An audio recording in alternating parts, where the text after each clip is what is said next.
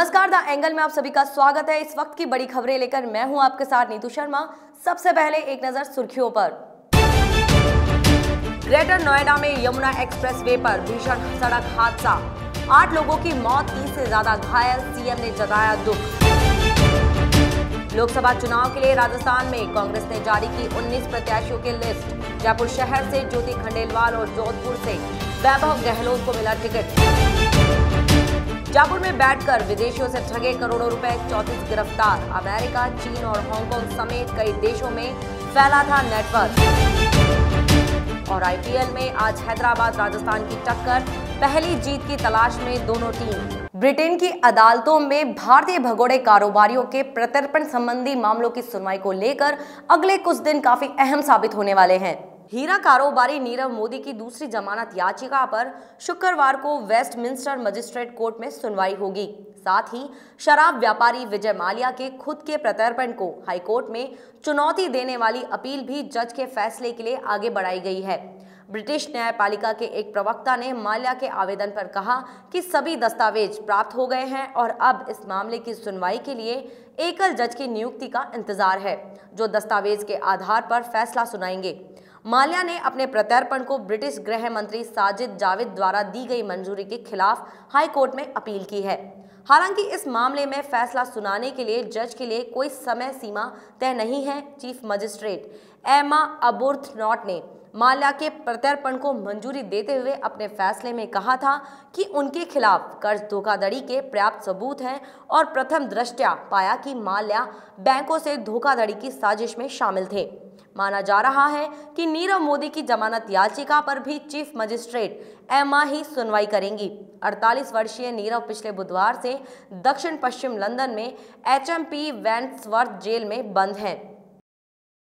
आतंक के पनाहगार देश पाकिस्तान को आतंकवाद को लेकर दो बड़े झटके लगे हैं। अमेरिका ने संयुक्त राष्ट्र में टेरर फंडिंग को लेकर प्रस्ताव पेश किया है। इसके अलावा अमेरिकी संसद में भी आतंकवाद के खिलाफ प्रस्ताव पेश किया गया है। भारत ने इस प्रस्ताव का स्वागत किया है। पाकिस्तान का नाम लिए बिना भारत ने उसे बार बार अपराध करने वाला बताया। भारत के संयुक्त राष्ट्र में स्थायी प्रतिनिधि सैयद अकबरुद्दीन ने कहा, वित्तीय कार्रवाई कार्यबल वैश्विक मानदंडों की स्थापना करने में अहम भूमिका निभाता है। उन्होंने कहा कि जो राज्य आतंकवादियों के समर्थक हैं, वह लगातार उनके पक्ष में किए अपने कार्यों को न्याय संगत सिद्ध करने के बहाने बनाते रहते हैं। अकबरुद्दीन ने पाकिस्तान का नाम लिए बिना कहा कि कुछ लोग लगातार आतंकवाद का समर्थन कर रहे हैं। उन्होंने कहा, आतंकी नियमों का उल्लंघन करने के लिए पहले से ज्यादा सजग हो गए हैं और दुर्भाग्यवश कुछ देश जो आतंकियों के पनाहगार हैं, वह उनके पक्ष में किए अपने कार्यों को न्याय संगत सिद्ध करने की कोशिश के बहाने बनाते रहते हैं। उत्तर प्रदेश के यमुना एक्सप्रेस वे पर एक बार फिर से बड़ा हादसा हो गया। शुक्रवार को यमुना एक्सप्रेस वे पर बस और ट्रक की टक्कर हो गई। इस हादसे में 8 लोगों की मौत की पुष्टि हुई है, जबकि 30 से ज्यादा लोग घायल बताए जा रहे हैं। हादसा होते ही एक्सप्रेस वे पर चीख पुकार मच गई। आवाज सुनते ही स्थानीय लोग वहां पर पहुंचे और प्रशासनिक अधिकारियों और पुलिस को जानकारी दी। एक्सप्रेस वे पर हादसे की सूचना मिलते ही मौके पर पुलिस और बचाव कर्मियों की टीम पहुंच गई। सभी मृतकों के शवों को पोस्टमार्टम के लिए भेजा गया है। वहीं घायलों को नजदीक के अस्पताल में भर्ती कराया जा रहा है। बताया जा रहा है कि बस आगरा से नोएडा आ रही थी। इसी दौरान यमुना एक्सप्रेस वे पर ट्रक से टकरा गई। हादसे पर उत्तर प्रदेश के मुख्यमंत्री योगी आदित्यनाथ ने दुख जताया है। योगी ने ट्वीट कर कहा कि ग्रेटर नोएडा में बस दुर्घटना में 8 लोगों के निधन से मुझे बहुत दुख पहुंचा है। ईश्वर से दिवंगत आत्मा की शांति एवं परिजनों को संबल देने की प्रार्थना करता हूं। दुर्घटना में घायल यात्रियों के शीघ्र स्वास्थ्य लाभ की भी कामना करता हूं। जम्मू कश्मीर के बडगाम के परगाम इलाके में सुरक्षा बलों और आतंकियों के बीच मुठभेड़ हुई और इस मुठभेड़ में सुरक्षा बलों के जवानों ने 2 आतंकियों को मार गिराया, जबकि 4 जवान घायल हो गए। इनमें से एक की हालत गंभीर बताई जा रही है। मारे गए आतंकियों के पास से अमेरिकी राइफल M4 बरामद हुआ है। इस राइफल्स का इस्तेमाल अमेरिकी सेना करती है। जानकारी के मुताबिक सुरक्षा बलों को खुफिया एजेंसियों से 2 से 3 आतंकी छिपे होने की जानकारी मिली थी, जिसके बाद सुरक्षा बलों ने इलाके को घेर लिया। आतंकियों ने खुद को घिरा देख फायरिंग शुरू कर दी। अब तक 2 आतंकियों को मार गिराया गया है, जबकि गोलीबारी में 4 जवानों के घायल होने की खबर है। गौरतलब है कि पिछले 24 घंटे में आतंकियों से यह तीसरी मुठभेड़ है। गुरुवार को शोपियां और हंदवाड़ा में सुरक्षा बलों ने 2 अलग अलग मुठभेड़ों में 4 आतंकियों को मार गिराया था। कांग्रेस ने लंबे इंतजार के बाद प्रदेश की 25 लोकसभा सीटों में से 19 सीटों पर उम्मीदवारों के नामों की घोषणा कर दी है। पहली लिस्ट में सीएम अशोक गहलोत के बेटे वैभव गहलोत को जोधपुर से मैदान में उतारा है। जयपुर से पूर्व मेयर ज्योति खंडेलवाल, अलवर से पूर्व केंद्रीय मंत्री भंवर जितेंद्र सिंह, सीकर से भाजपा छोड़कर कांग्रेस में आए सुभाष महरिया और बाड़मेर से पूर्व केंद्रीय मंत्री जसवंत के बेटे मानवेंद्र को टिकट दिया है। नागौर सीट पर फिर से ज्योति मिर्धा को टिकट दिया है। कांग्रेस की पहली सूची में 3 महिला प्रत्याशी हैं। जयपुर में 48 साल बाद महिला प्रत्याशी उतारी गई है। 1971 में स्वतंत्र पार्टी से गायत्री देवी मैदान में थी। दौसा से कई दावेदारों को पछाड़कर मुरारी लाल मीणा की पत्नी सविता टिकट हासिल करने में सफल रही हैं। गौरतलब है कि भाजपा 22 मार्च को 16 सीटों पर प्रत्याशी घोषित कर चुकी है। अब भाजपा की 9 व कांग्रेस की 6 सीटों पर घोषणा बाकी है। कांग्रेस ने पिपलदा विधायक रामनारायण मीणा को कोटा से प्रत्याशी बनाया है। इसके अलावा विधानसभा चुनाव में हारे हुए 5 प्रत्याशियों पर भरोसा जताते हुए टिकट दिया है। इनमें से चूरू से हारे रफीक मंडेलिया, सूरजगढ़ से श्रवण कुमार, झाररा पाटन में वसुंधरा राजे से हारे मानवेंद्र, रानीवाड़ा से चुनाव हारने वाले रतन देवासी व सलूम्बर से हारे रघुवीर मीणा को टिकट मिला। मदन गोपाल ने पुलिस सेवा से वीआरएस लेकर विधानसभा चुनाव में टिकट मांगा था, लेकिन टिकट कट गया था। अब बीकानेर से प्रत्याशी बनाया। राहुल गांधी की न्यूनतम आय योजना के प्रचार के लिए कांग्रेस जुट गई है। उन्होंने कहा, कांग्रेस अध्यक्ष राहुल गांधी ने न्यूनतम आय सीमा की योजना के अनुसार देश के प्रत्येक गरीब के खाते में 72,000 रुपए प्रतिवर्ष डालने का जो विश्वास लोगों को दिया है वो उसी तरह है जैसे भारत में रोजगार के अवसर उपलब्ध कराने के लिए कांग्रेस महात्मा मनरेगा लाई थी।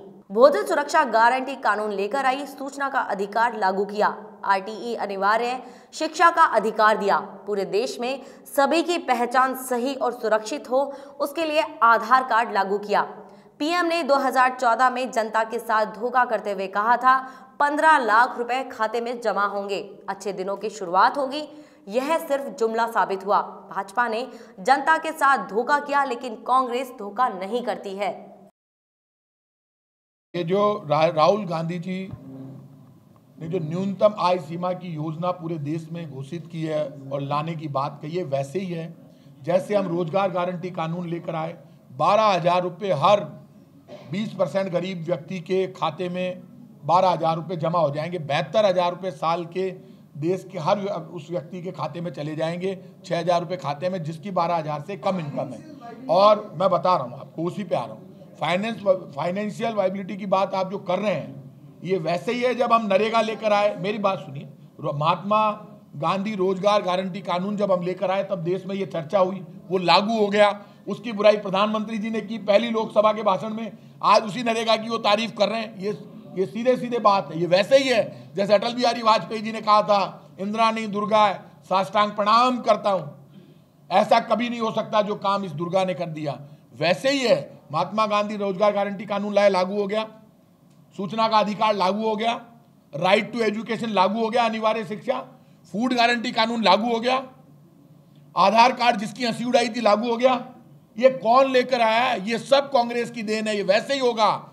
आप सुन लेना, न्यूनतम आय सीमा जो राहुल गांधी जी ने घोषित की है, ये देश में हर गरीब को सबसे बड़ा अधिकार मिलेगा।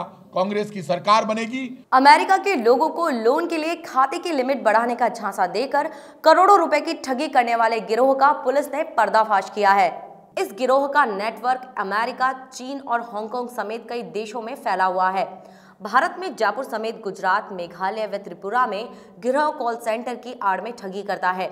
आरोपियों के खिलाफ पुलिस ने महेशनगर और श्यामनगर थाने में 2 मुकदमे दर्ज किए हैं। डीसीपी साउथ योगेश दादीश ने बताया कि एसएसबी पुलिस मुख्यालय की ओर से सूचना मिली थी कि जयपुर में फर्जी कॉल सेंटर का संचालन किया जा रहा है। सूचना पर एडिशनल एसपी अवनीश शर्मा और एसीपी सोडाला नीम सिंह के नेतृत्व में एक टीम बनाई। सूचना के आधार पर श्यामनगर मंगलम गेस्ट हाउस, गुजर की थड़ी मेट्रो पिलर नंबर 67 के सामने स्थित call centre, Swej farm, Deepnagar और new Sanganer road, Lazeez hotel के सामने चल रहे कॉल सेंटर पर निगरानी की गई। कॉल सेंटर विदेशों के समय के आधार पर चलते थे। ऐसे में 4 टीम बनाकर 4 कॉल सेंटर पर गतिविधियां संदिग्ध पाए जाने पर दबिश दी और चारों कॉल सेंटर संचालक समेत वहां पर काम करने वाले 33 जनों को पकड़कर थाने ले आए। अंग्रेजी उस एक्सेंट में बोले जिस एक्सेंट में वो लोग समझ पाए और क्या बोलना है। वॉइस मेल स्क्रिप्ट एक की स्क्रिप्ट बना के उनको सिखाया जाता था कि कैसे बोलना, किस प्रश्न का क्या जवाब देना, किस किस तरह के आपको क्वेश्चन पूछे जा सकते हैं और उन क्वेश्चन से कैसे बाहर निकलना है। तो इनको पूरी रूप से ट्रेनिंग दी जाती थी किस तरह से दूसरों से ठगी की जाए। तो ये नहीं कहा जा सकता कि ये लोग महज नौकरी कर रहे थे, इनको पूरे प्रोसीजर की नॉलेज थी। इसको हम टटोल रहे हैं कि कहाँ से कनेक्शन है। इसमें गुजरात, राजस्थान के अलावा नॉर्थ ईस्टर्न स्टेट्स के भी कुछ नाम आ रहे हैं, तो उसको भी टटोल रहे हैं कि हाँ, ये क्या है कि जैसे फर्जी चेक, कुछ अमाउंट तक के चेक ऑनलाइन जाने के बाद किसी पर्टिकुलर साइट पे वहाँ उससे वो कनेक्ट होकर बैंक से अपलोड हो जाते हैं टेम्पररीली, कि कुछ देर के 1 दिन के लिए वहाँ का उसको बैलेंस मिलेगा निकालने को। उसी दौरान उसको ये कंपेल करते हैं कि उस बैलेंस को विड्रॉल कर ले। कॉल सेंटर के संचालकों ने कर्मचारियों को विदेशियों से बात करने के लिए पहले ट्रेनिंग दी गई। विदेशियों को फंसाने के लिए पहले कॉल सेंटर संचालक स्क्रिप्ट तैयार करते थे और फिर कर्मचारी विदेशियों को जब कॉल करते थे तब स्क्रिप्ट के आधार पर उनसे बात करते थे। जांच में सामने आया कि आरोपी अमेरिका के लोगों को फोन करके लोन लेने के लिए बैंक लिमिट बढ़ाने का झांसा देकर उनके खाते की लिमिट बढ़ाने का झांसा देते थे। वे फर्जी चेक से पैसे जमा कराते थे। जब उनके खाते में अमेरिका से पैसे जमा होने की एंट्री हो जाती थी, आरोपी हवाले व बिटकॉइन के जरिए लोगों से जमा कराई गई राशि वापस मंगा हवाले व बिटकॉइन के जरिए ले लेते थे। बाद में चेक करने के बाद वो उसको रिजेक्ट कर देंगे। इस ड्यूरेशन में जो क्या होगा कि वो उसको मनी को निकाल लेता है। देन वो सिटीजन वहाँ कंप्लेंट करता है, वहाँ का लोग कहता है कि सिटीजन के साथ चीटिंग हुई, उसको कोई दिक्कत नहीं है, उसको वो हेल्प हिम आउट। इस टेक्निकल फ्लो का फ़ायदा उठा रहे हैं। आप निकाल नहीं सकते, वहाँ निकाल सकते हैं टेम्परेरी। एंड ये जो भी डील कर रहे हैं ये बहुत छोटे अमाउंट ही करते हैं, $1000, $2000, $3000।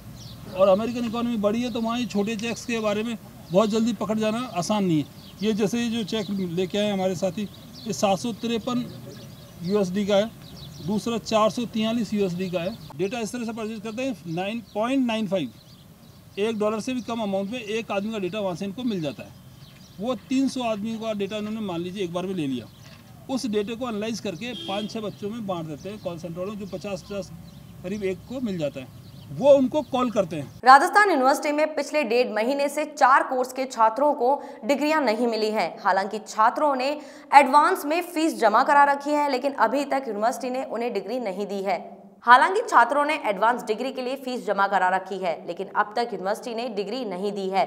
इधर यूनिवर्सिटी का दावा है 5 दिन में स्पीड पोस्ट से डिग्री भेज दी जाती है। वहीं 2 माह से डिग्रियां नहीं मिलने के मामले में यूनिवर्सिटी का कहना है कि प्रिंटिंग प्रेस में 2 कर्मचारी सेवानिवृत्त हो गए हैं। यूनिवर्सिटी में लॉ के अलावा प्रोफेशनल कोर्स और पीजी की एडवांस डिग्रियां नहीं मिल रही हैं। दरअसल ये वे डिग्रियां हैं जो सीनेट में ग्रेस पास नहीं होने से प्रिंट नहीं हुई हैं, लेकिन छात्र को जरूरत होने पर स्पेशल परमिशन पर छाप दी जाती हैं। इनके फॉर्मेट छपते हैं, फिर हाथ से लिखी जाती हैं। राज्य सरकार ने महिला बंदियों की सुविधा के लिए कोटा, अजमेर, भरतपुर, बीकानेर, उदयपुर में 5 नई जेलें तो बना दी हैं, लेकिन महिला बंदियों को उन जेलों में शिफ्ट करने में देरी हो रही है।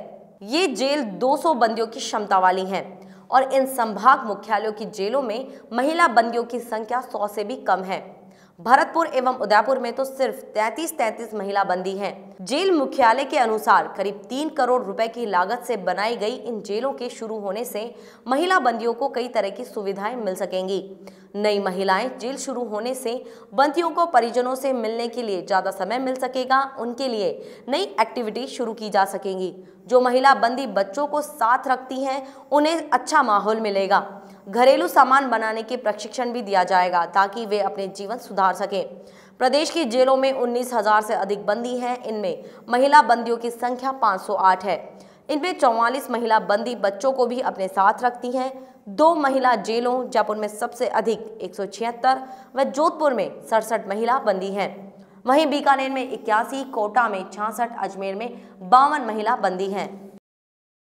कोलकाता से मिली हार को भुलाकर हैदराबाद की टीम राजस्थान के खिलाफ जीत के साथ टूर्नामेंट में वापसी करना चाहेगी। वहीं राजस्थान की टीम पंजाब से मात खाने के बाद इंडियन T20 लीग के मौजूदा सत्र में पहली जीत दर्ज कराने के इरादे से उतरेगी। दोनों टीमों के बीच यह मुकाबला रात 8 बजे शुरू होगा। टूर्नामेंट में राजस्थान का सफर विवादित तरीके से शुरू हुआ।